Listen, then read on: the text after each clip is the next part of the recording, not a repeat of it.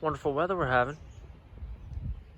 What's going on, guys, and welcome back to the channel. So today's video, I'm not sure how long it's actually going to be, but you remember how we had that like perfect $900 Jetta that was supposed to be our daily, and it was supposed to be like the ultimate daily for under $1,000? Yeah, well, I just got the key from the shop and the bill. And yeah, after the intro, we're gonna talk about this for a quick freaking minute. Yeah, look at that LB7 smoke, baby. Because it's freaking America Day, that's why.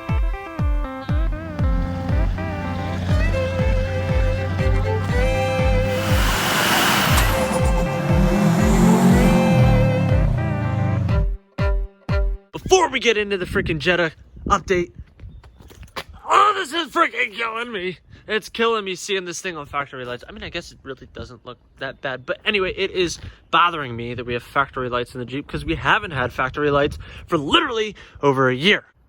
Maybe less than a year. Yeah, I think it's less than a year. Regardless, it doesn't freaking matter. Stop!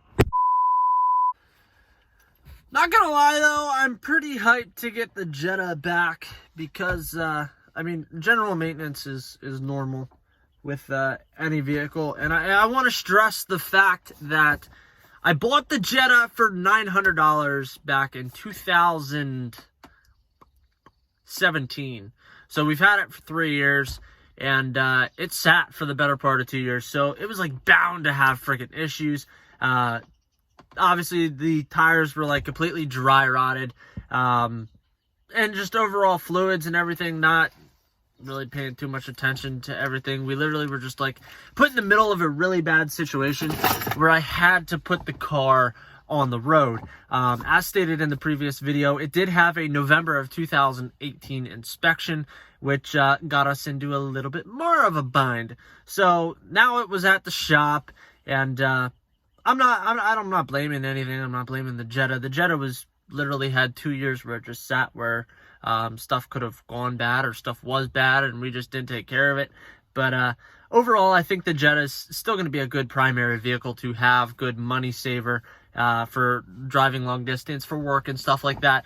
I do think that ultimately it's going to do nothing but benefit us in the long run to have the Jetta. So I'm actually like not genuinely upset about it. I mean, it sucks. It really does suck because you put the Jetta expense and now the Jeep expense that is going to be coming, and it adds up, guys. It adds up. You wanna have vehicles, you wanna look cool having a freaking Jeep.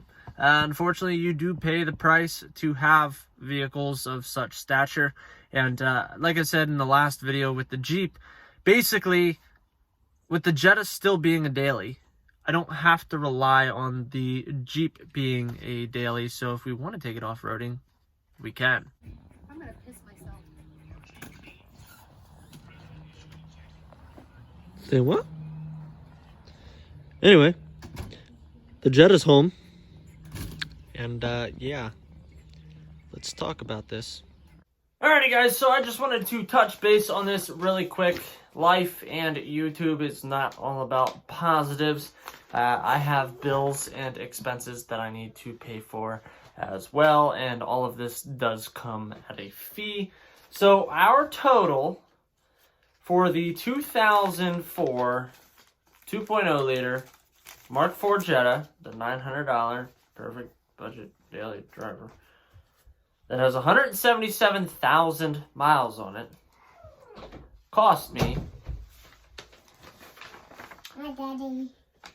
hey, $1,084.29. It gets good though. It really does. It gets good. Can you not touch anything? Thanks. Love you. Hello.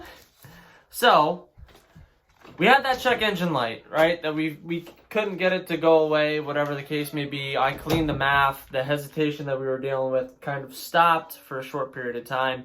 But the check engine light never went away. And we were running lean in cylinder bank 1. So it took them $364 worth of labor, which is like 3 hours and some of labor to diagnose that it was either a MAF sensor or an O2 sensor. Well, it turns out it was not the MAF. The O2 sensor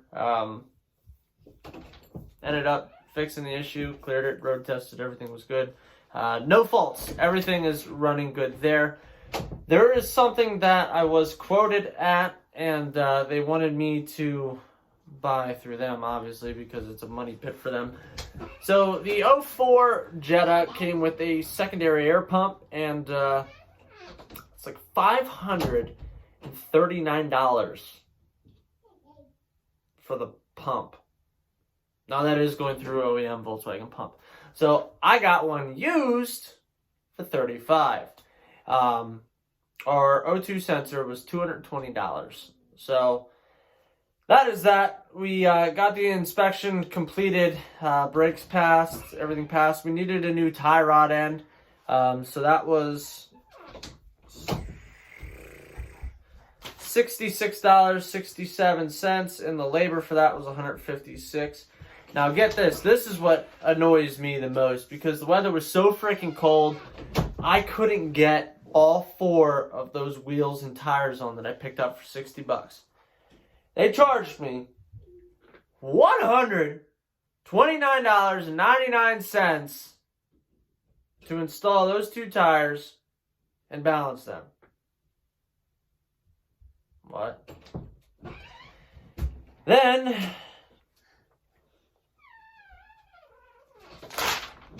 going to the other side, they topped off fluids, whatever the case may be, blah, blah, blah, blah, blah, blah, blah, blah, blah. Our total amount in parts was $288.47. Our total labor cost was $734.44. And $61.38 in tax, bringing the total to $1,084.29. This is why I cannot stress enough, and I normally will not go through a actual dealer. So I took the Jetta to Jack Williams. Now, the Jetta's been gone for like 2 weeks. Took the Jetta to Jack Williams. They got the same thing. They couldn't figure out the code. They had it there for 3 days to figure out the code, and they're like, "It's a wiring harness issue." I'm like, okay. Well, it turns out obviously it wasn't a freaking wiring harness issue, and I figured my dumbass with like just thinking like, hey, we already got the citation for driving with it uninspected. Jack Williams and the Volkswagen dealership are literally less than a mile apart, so I'm like, okay, whatever. Fuck it. I'll just take it over to Volkswagen. We'll deal with it there.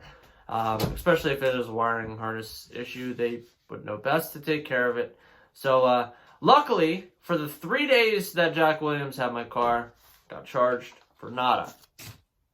So that is a good thing. But the Jetta is back. Over $1,000 later. As I stated before, I know this video is not going to be that freaking exciting. It's not really meant to be exciting. It's actually to kind of prove a point that, hey, not everything goes as freaking planned. And ultimately, the Jetta was down, the Jeep is down, and the truck was down. So guess what? Content was not really there, hence the NASCAR stuff. And the NASCAR go-kart.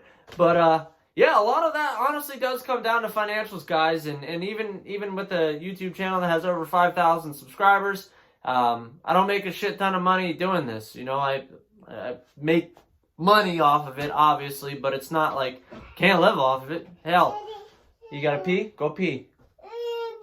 You gotta pee? Okay, we gotta go. I'll be right back. Anyway, where was I? Obviously, YouTube is not my job and not my primary income. So when you have a Jeep that needs like almost $1,000 and brake setup for passing inspection and new fender flares, obviously you combine that with the $1,000 for the Jetta and potentially more than $3,600 to repair the truck. Yeah, there's a lot of money that I have money laying around that I just don't want to dump into the vehicles at this given time. So I made the decision to fix the Jetta and fix the Jeep, and we will fix the truck as we go. Tex, come here. Come here. Come say hi to everybody. Come here. It's been such a long time since people saw you. Come on. Say hi. Look. Hey, look. Say hi, Tex. Hi. Yes, I know. You're an overgrown Malabadop. Alright? Yes, I love you. But content is going to be coming very, very soon. Lots of good things coming on. Stay safe, everybody. Join us on our journey to 10,000 subscribers. The Jetta's back. Yay. And I will catch you guys in the next one. See ya.